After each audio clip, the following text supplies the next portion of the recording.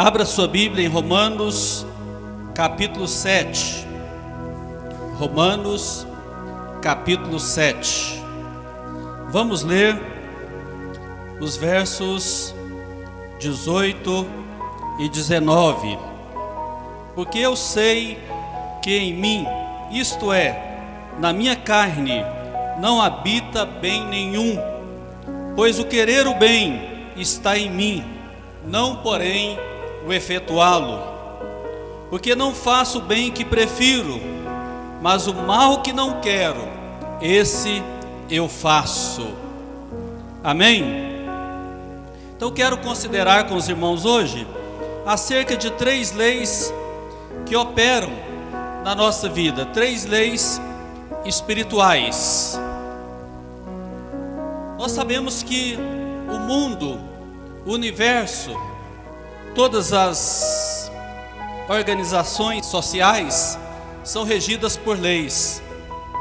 Hoje nós temos mais ou menos 300 áreas de atuação no Brasil, 300 profissões. Pense bem, se cada profissão você vai ser um cara, uma pessoa, um irmão bem qualificado. Você vai estudar as 300 profissões. Vai gastar em média 4 anos, 4 anos e meio em cada profissão. Então você vai multiplicar 300 por 4, vai dar 1.200 e poucos anos para você se formar em todas as profissões. E cada uma dessas profissões tem o seu bojo existencial, tem as suas leis que regem o funcionamento dessa profissão. Mas hoje eu quero falar de 3 leis que deveriam reger a nossa vida espiritual. As 3 leis que operam no homem espiritual, ou pelo menos temos aquela expectativa que nós somos seres espirituais. Ultimamente, a religião foi para o banco dos réus, mas graças a Deus a religião não foi condenada. Não adiantou Nietzsche levar a religião para o banco dos réus. Ela não foi condenada, ela foi absolvida. Ela continua, ela está aqui. A gente fala da palavra religião, mas naquele sentido de religare, que é a palavra latina, que é no sentido de nos reconectarmos com Deus. Então esta tentativa de afastar o homem de Deus através da ciência, da filosofia, foi em vão, porque o homem continua acreditando em Deus. As pessoas estão famintas de Deus, como o pastor disse aqui, pastor Hernando, que mesmo na pandemia, ele está buscando mais, orando mais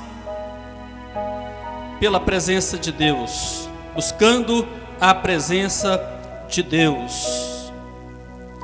Agora, por que a igreja não foi condenada?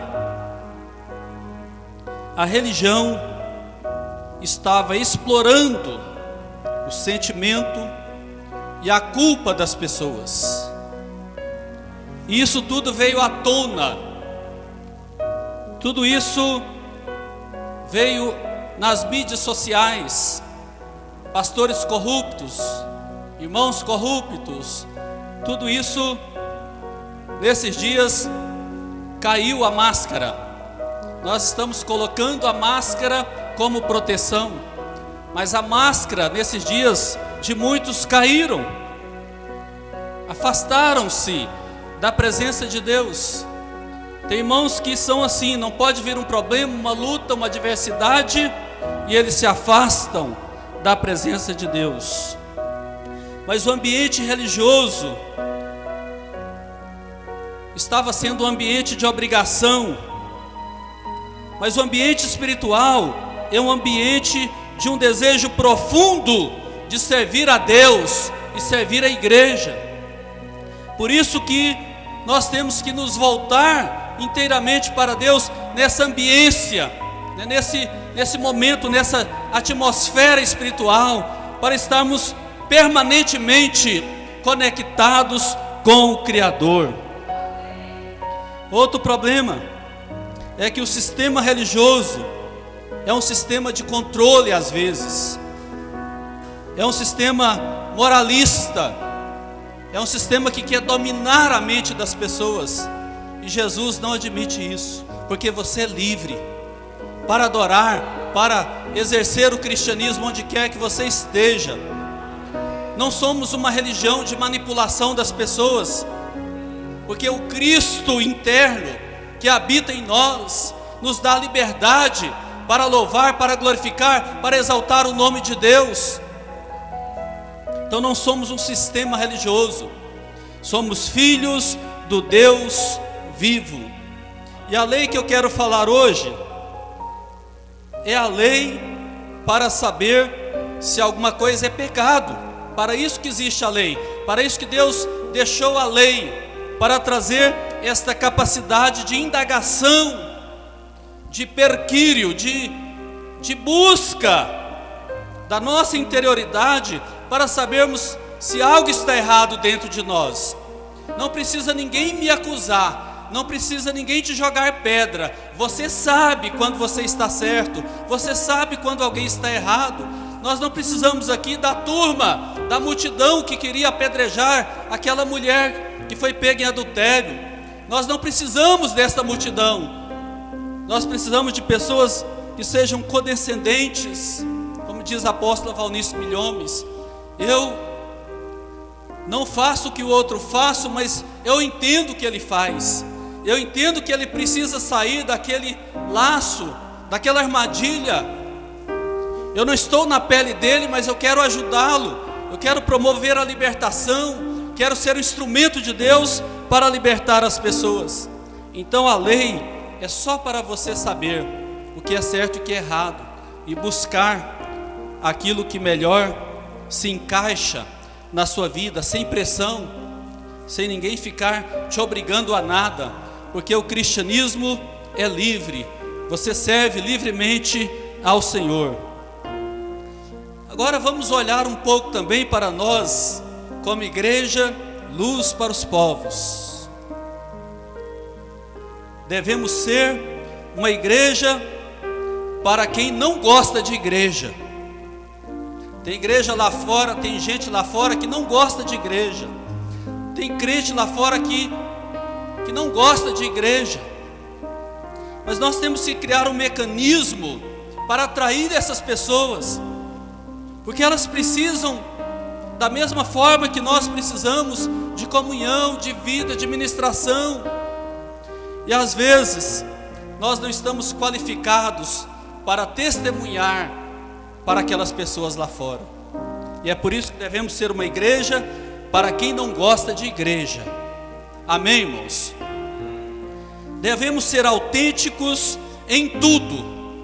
Essa é uma característica da luz para os povos. Buscar autenticidade, buscar excelência, buscar a plenitude, buscar a glória de Deus, buscar ser alguém realmente transformado diariamente pela manifestação do Espírito Santo. Ser crente de quem a igreja não gosta. Os irmãos entenderam? Você é crente e a igreja não gosta de você, mesmo assim você é crente. Nós sabemos que existem aquelas pessoas que acusam, que denigrem, que estão aí no meio, nos arraiais evangélicos. Mas nós temos também pessoas boas em igrejas, que às vezes discorda com o pastor, discorda com o líder. Isso é normal no nosso mundo moderno. Você pode discordar de muitas coisas, você pode ser diferente. Não somos uma igreja de reprodução em séries. Queremos que todos sejam iguais, colocamos um uniforme, colocamos um jaleco, queremos ser reprodução em massa. Tem igrejas aí na televisão que até o dedo do pastor, dos pastores que pregam, são iguais, os gestos são iguais, há uma reprodução de membros iguais. O perigo é quando pecar, né? Todo mundo peca igual, porque não são diferentes. Deus nos deu esta capacidade, esse arbítrio. Gostamos da mesma coisa, mas temos berços diferentes. Isso não nos afasta, isso não nos coloca longe um do outro. Às vezes o irmão não está bem na igreja, pede para ir para outra igreja. Aí o pastor fala assim: nós fizemos aqui uma detetização e as ratazanas foram todas embora. Está amarrado em nome de Jesus. A luz para os povos não vai detetizar ninguém. Amém, irmãos? Se alguém sair, vai sair na bênção, vai sair como nosso amigo, vamos pegar na mão, vamos abraçar do mesmo jeito, porque nós somos uma igreja só na face da terra. Aleluia, glória a Deus. Nós não temos olhos diferentes para ninguém, todos são nossos irmãos, todos são pessoas preciosas, todos são pessoas queridas. É só que às vezes, amados, um está no nível ainda de luta, ainda não assimilou bem a vida espiritual, precisam da nossa ajuda, precisa da nossa intervenção. Na igreja de hoje tem de tudo, tem joio, tem trigo, tem gente que ainda não se encontrou, tem gente infantil, tem gente que está procurando se encontrar, tem gente perdido ainda. Mas a igreja Luz para os Povos é a igreja para todas essas pessoas, para alcançar todas elas indistintamente, para ser mão, não para dar sermão. Você é mão para o seu irmão, não é sermão. Se sermão fosse bom, todo mundo vendia caro, eu já estaria rico, já não precisaria mais ter um salário, já estaria aposentado. Agora, o Ministério Luz para os Povos é um conjunto de pessoas que se sente confortável vivendo uma vida simples, uma vida tranquila,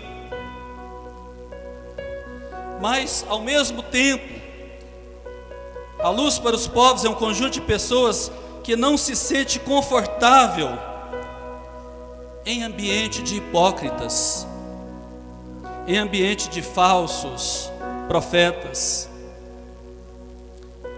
A padronização não é de Deus, como eu falei aqui. Tem um lugar que tudo é padronizado. Você já viu no cemitério? Tudo é padronizado. Lá tem o mesmo padrão, as ruas, as lápides, todo mundo está ali de pé junto, tranquilo, tudo padronizado. E às vezes tem igrejas assim, que quer trazer padrão. Para você colocar um padrão, você precisa colocar rédeas na ovelha. Você tem que manipular, tem que lançar o espírito de Jezabel para colocar a igreja no freio que você quer. E o Espírito Santo não precisa disso. O Espírito Santo precisa de pastores com o cajado, mostra o caminho, desvia do buraco. A vara é para dar correção, não é para fustigar a ovelha, não é para cansar a ovelha. Quando a Bíblia fala, a tua vara e o teu cajado me consolam. A vara é um bastão, é um porrete. Se você olhar no dicionário bíblico, é um porrete, que se bater mata a ovelha.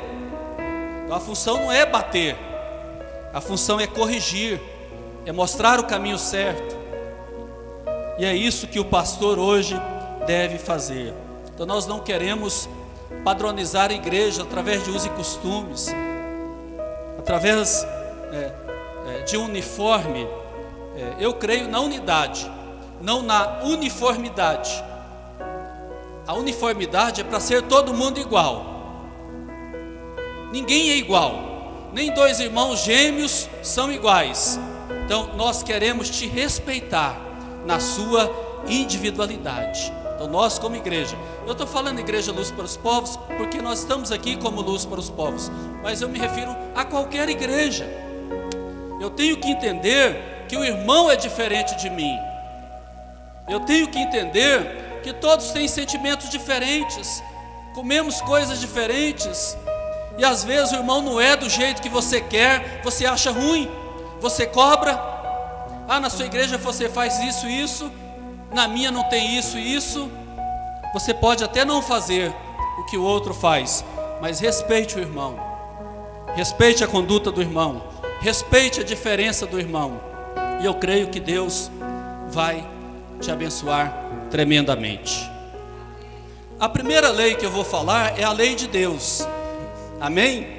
A lei de Deus é a lei geral, é aquela lei que foi colocada para organizar a sociedade, as famílias, as pessoas. A lei de Deus é a lei geral que regula a conduta do crente. Em Romanos 7:25 diz assim: graças a Deus por Jesus Cristo nosso Senhor, de maneira que eu, de mim mesmo, com a mente aí é a lei de Deus, com a mente, sou escravo da lei de Deus, mas segundo a carne, da lei do pecado. Então, a carne revela a lei do pecado. Então, com a mente, sou escravo da lei de Deus, mas segundo a carne, escravo da lei do pecado. E 7:22 diz assim: porque no tocante ao homem interior tenho prazer na lei de Deus. Mas no 23, mas veio nos meus membros outra lei, essa é a lei do pecado, a lei que escraviza o homem, que tenta manipular nossos sentimentos e nossos desejos.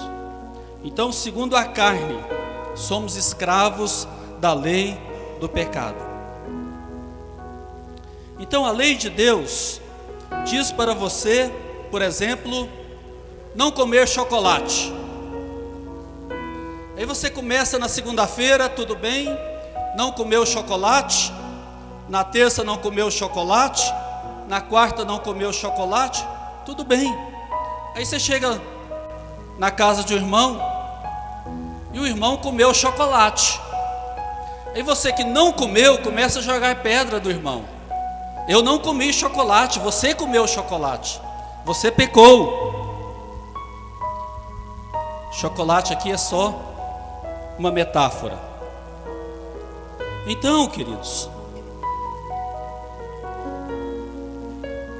chegou na sexta-feira, você comeu chocolate e tinha falado pro outro, e condenou o outro que comeu também. Você não tinha comido e condenou. Aí você comeu. Aí você começa a vestir uma capa de hipocrisia.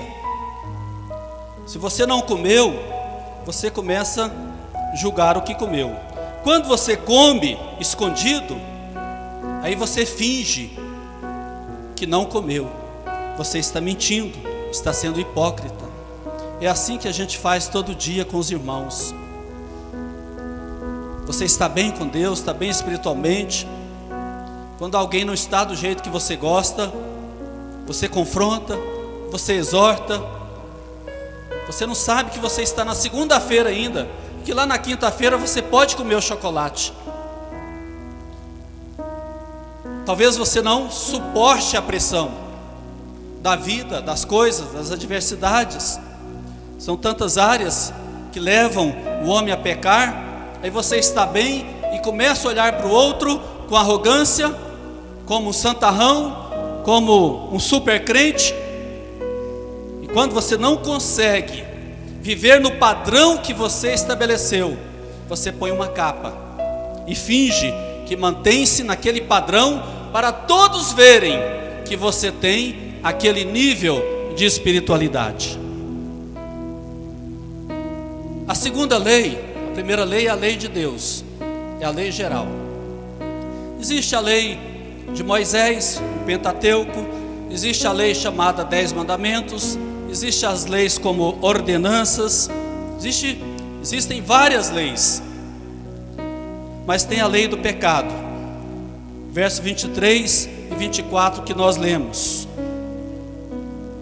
Paulo chegou a dizer: desventurado o homem que sou, quem me livrará do corpo desta morte? Então, esta lei do pecado é uma lei que quer te manter no pecado, quer te manter longe de Deus. A lei do pecado é a lei exterior, é a lei do homem natural, é o homem que vive independente de Deus. Ele crê em Deus, ele até adora a Deus, ele até fala com Deus, mas ele não se compromete de forma nenhuma com as coisas de Deus. A gente até quer na lei do pecado, mas não consegue. Aquilo que eu quero fazer eu não faço. Você até deseja, mas não alcança aquilo que você quer. Tenho prazer na lei de Deus, mas tem outra lei maior do que a mim. Tem outra lei maior que me impede de fazer aquilo que eu desejo. Sabe por quê, amados? O nosso desejo não é intenso, o nosso desejo não é absoluto, a nossa entrega não é total. Nós desejamos ardentemente coisas efêmeras da vida. Tenho prazer na lei de Deus, mas tem outra lei dentro de mim que me impede de fazer as coisas. Verso 18: porque eu sei que em mim, isto é, na minha carne, não habita bem nenhum, pois o querer o bem está em mim, não porém o efetuá-lo. Verso 19: porque não faço o bem que prefiro, mas o mal que não quero, esse eu faço. Queridos, carne é uma dimensão, carne é uma dimensão espiritual. A vida na carne é um lugar, é alguma coisa que nos afasta de Deus. Nós chamamos de mentalidade da carne, aquela força interna que nos constrange a agir independente de Deus, a agir sem consultar a Deus, a agir sem saber o discernimento espiritual. Por isso que a lei da carne entra em ação. Então a lei é para saber se eu estou certo ou errado. A lei da carne, a lei do pecado, é a lei exterior. E um dos grandes problemas nossos é que esta lei do pecado, começando aí no verso 5, Romanos 8, os que se inclinam para a carne cogitam das coisas carnais. Ela te leva, ela te compulsiona a buscar a vida carnal. Verso 6: porque o pendor da carne é morte, é separação de Deus. Verso 7: por isso o pendor da carne é inimizade contra Deus. A pessoa se torna inimigo de Deus, começa a criticar as coisas de Deus, a odiar tudo que se refere a Deus, começa a ser uma pessoa totalmente contrária àquilo que Deus quer de nós. Verso 8: portanto, os que estão na carne, os que vivem na esfera carnal, os que não dependem de Deus, os que têm a sua fórmula pessoal de vida, a sua bússola pessoal, a sua Bíblia pessoal, a sua forma pessoal de interpretação, esses não podem agradar a Deus. Romanos 8, verso 8. E tem a lei do Espírito e da vida. Então a primeira lei é a lei de Deus, a segunda lei é a lei do pecado, e a terceira lei é a lei do Espírito da vida. Romanos 8:1. Agora, pois, já nenhuma condenação há para os que estão em Cristo Jesus. Sabe por quê? Verso 2: porque a lei do Espírito da vida em Cristo Jesus te livrou da lei do pecado e da morte. Glória a Deus, aplauda o Senhor Jesus. Aleluia, somos livres. Não precisamos de cabresto, não precisamos de religião, não precisamos de ideologias, precisamos da palavra de Deus para nos levar a viver em santidade. Romanos 8:11 diz assim, pegar apenas a parte final: vivificará também o vosso corpo mortal, por meio do seu Espírito que em vós habita. Então Deus vivifica esse corpo mortal, o corpo do pecado. Agora vai ser lançado na cruz, sabendo isto, que foi crucificado com ele essa carne velha, esse velho homem, para que o corpo do pecado seja destruído e não sirvamos o pecado como escravos. Estamos livres. Gálatas 2:19. Estou crucificado com Cristo. A lei do pecado agora não opera mais. Nós anulamos a lei do pecado em nós. Nós não precisamos colocar cabresto, não precisamos de lei, não precisamos de alguém nos manipular, nos conduzir, porque somos livres para obedecer cabalmente à direção que o Espírito Santo traz sobre nós, sobre a igreja, todos os dias.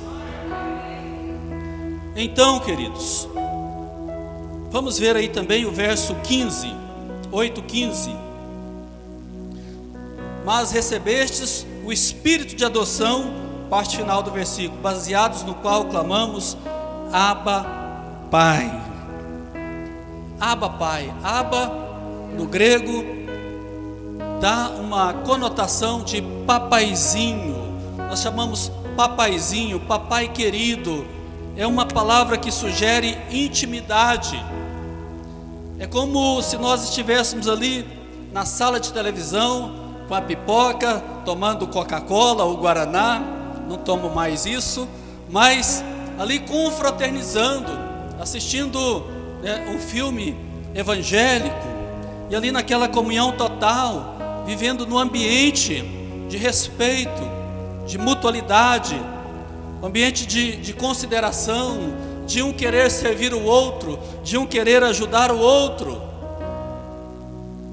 É assim que Deus manifesta em nós, de forma pessoal, de forma íntima. Amém, queridos? Então vamos seguir o Espírito. Sem o sopro do Espírito é impossível viver uma vida cristã vitoriosa. Precisamos desse sopro, da lei do Espírito, que sopra continuamente na nossa vida, na nossa casa, no nosso trabalho. Verso 16, o Espírito, o próprio Espírito, testifica com o nosso Espírito que somos filhos de Deus. Esse é o aspecto da espiritualidade, onde Deus manifesta em nós, e nenhuma condenação há para os que estão em Cristo Jesus. O sopro do Espírito traz leveza à nossa vida espiritual. Sentimos paz na adversidade, sentimos paz na quarentena, sentimos paz em todo lugar, sentimos alegria, queremos pregar o Evangelho, queremos compartilhar do amor de Deus para todas as pessoas. Nada em dessa manifestação, desse sopro, aquilo que Elias experimentou. Deus não estava no vento, Deus não estava na tempestade, Deus não estava no terremoto, Deus estava na brisa suave, no cicio suave, naquele momento de paz, de sossego, de silêncio. O Espírito vem falar ao nosso coração. Não deixa as adversidades abalar a sua fé. Permita que Deus toque profundamente no seu coração. Certa vez, um irmão evangelista muito famoso, tem muitos escritos sobre ele, o nome dele é Moody, e ele era sapateiro, nunca fez teologia, nunca estudou muito, mas ele cresceu muito em Deus e se tornou um proeminente pregador do Evangelho. Um dia, alguém chegou nele e disse: Moody, é muito chato ser crente. Você não pode beber, não pode dançar, não pode fumar, não pode festejar, não pode fazer muita coisa. Moody respondeu: eu posso fazer tudo isso, mas eu não quero. Porque ele optou por consagrar-se totalmente a Deus. Você pode fazer o que você quiser, mas você tem que ponderar. Vale a pena? Vai trazer resultado?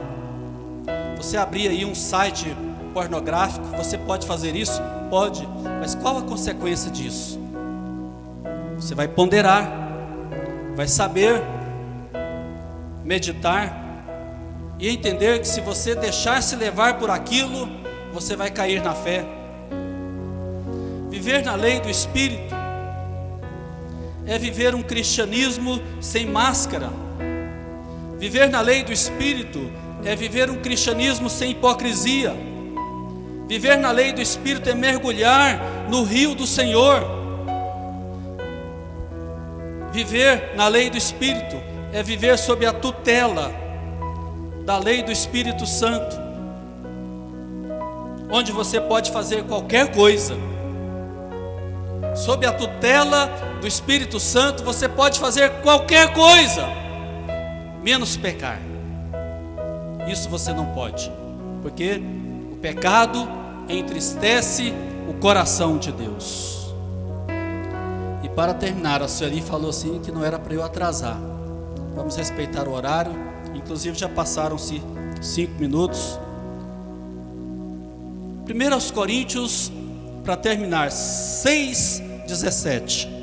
Mas o que se une ao Senhor é um só Espírito com Ele. Mas o que se une ao Senhor é um só Espírito com Ele.